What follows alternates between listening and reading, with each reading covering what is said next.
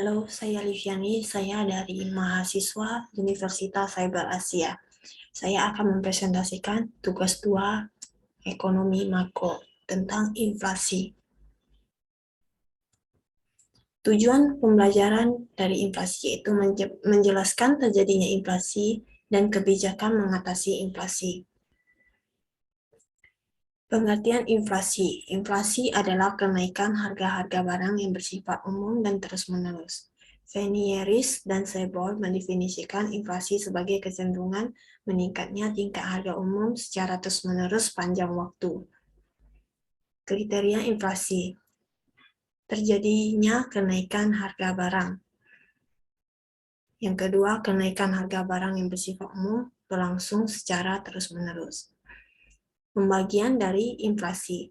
Inflasi tarikan permintaan atau demand pull inflation. Yang kedua, inflasi desakan biaya atau cost push inflation. Yang ketiga, inflasi diimpor atau imported inflation.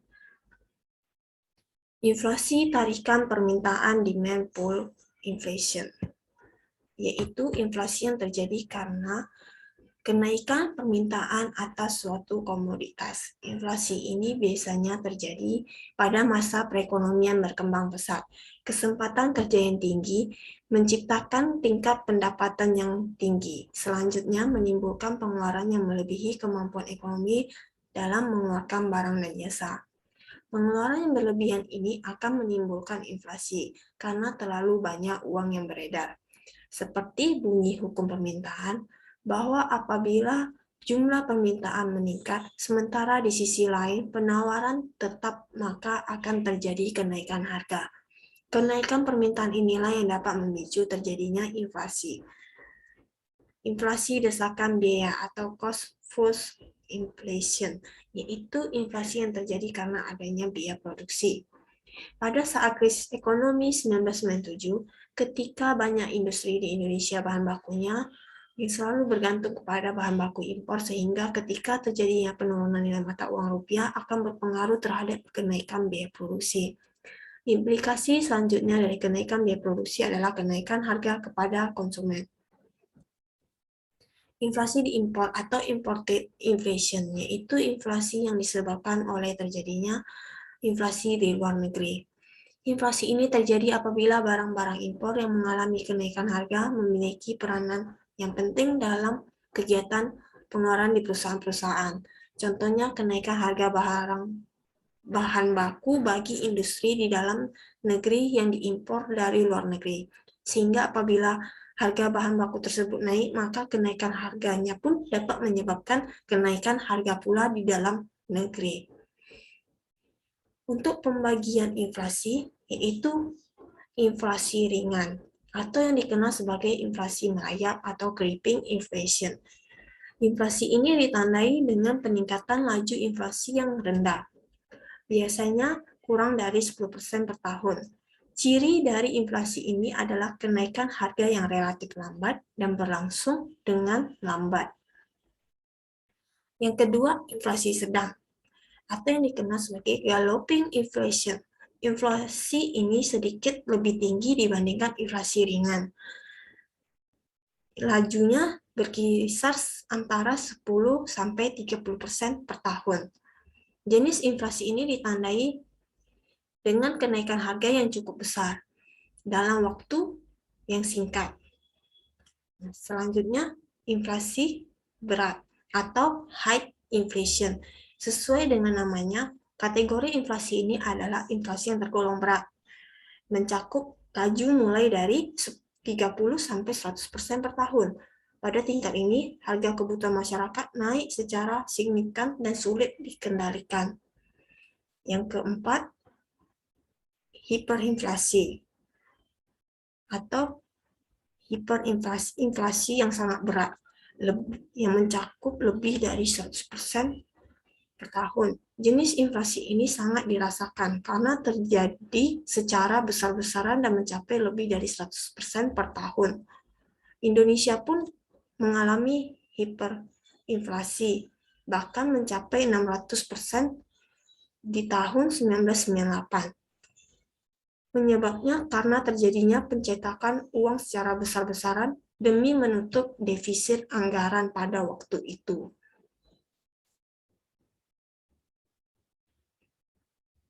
Selanjutnya, indikator dari inflasi. Indeks harga konsumen atau Consumer Price Index.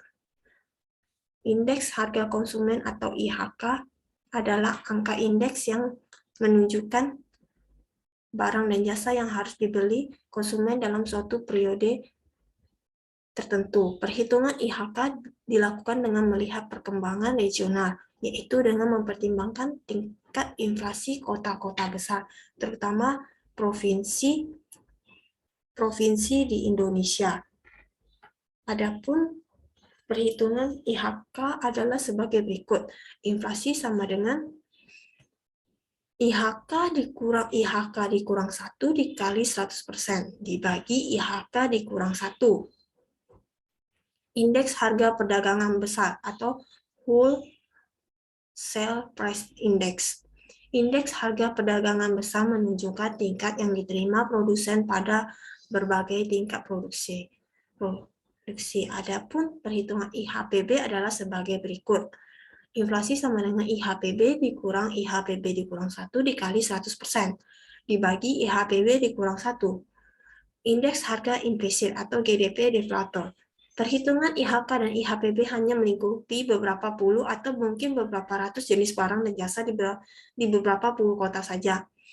Indeks harga implisit atau GDP deflator disingkat IHI.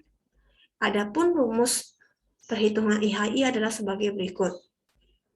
IHI dikurang IHI dikurang 1 dikali 100% dibagi IHI dikurang 1. Kebijakan mengatasi inflasi terdiri dari kebijakan fiskal dan kebijakan moneter. Mengingat pentingnya mengatasi masalah inflasi, maka perlu penanganan yang serius dalam pengerjaannya.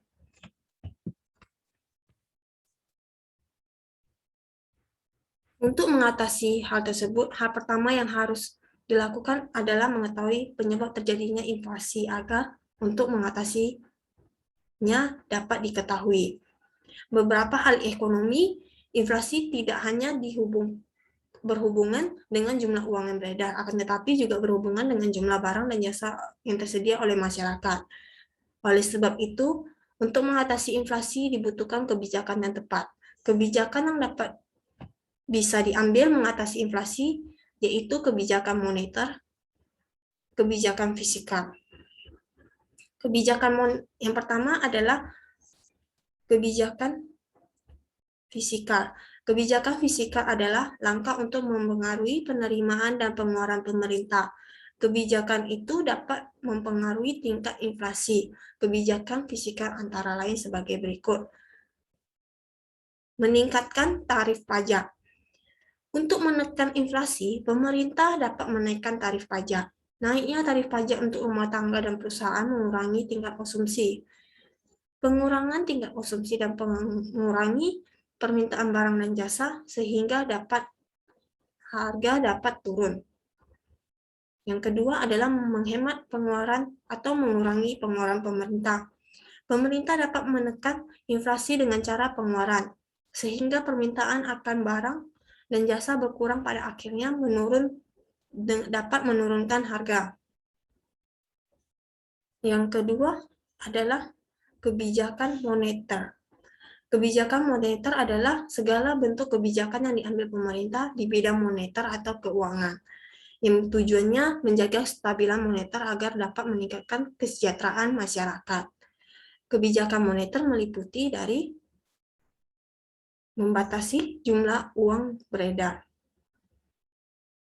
Bank sentral dapat mengambil kebijakan mengurangi jumlah uang yang beredar dengan jalan menetapkan persediaan uang beredar dan menetapkan uang kas pada bank-bank. Dengan mengurangi jumlah uang beredar, inflasi dapat ditekan.